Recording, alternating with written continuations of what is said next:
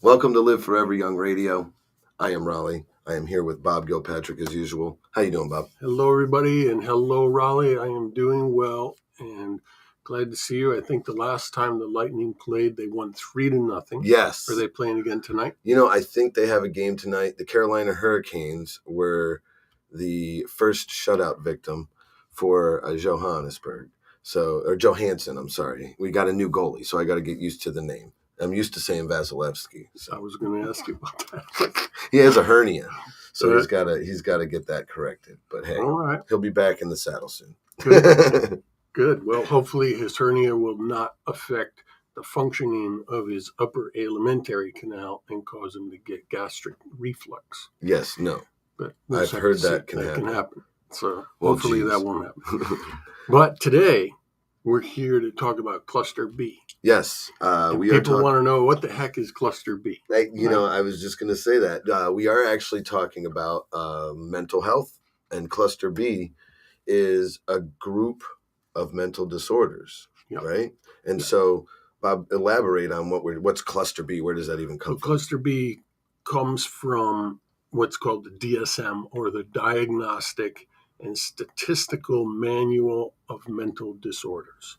So it's a thick manual. It evolves over time, and they keep putting out new versions of it. And it's a guide for the world of mental disorders, and the psychiatrists, the psychologists, the social workers, the clinical counselors that help people with such things. Is it to try to get all those people to speak the same language, kind of?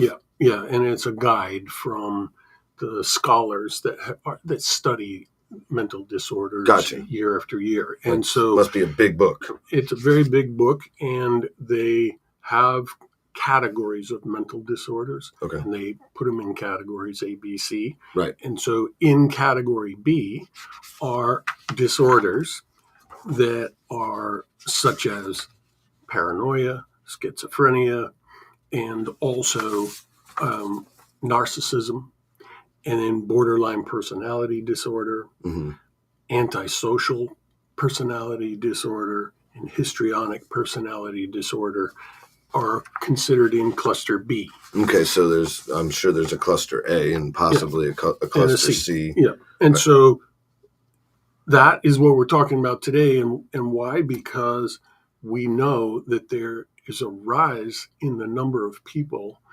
that are suffering from these disorders, being diagnosed with these disorders, particularly college students. Yes, that's what you were telling me. That's, I think, a good reason why we bring this up, because, we were talking a little bit before. College students, it's a huge transitional period in your life.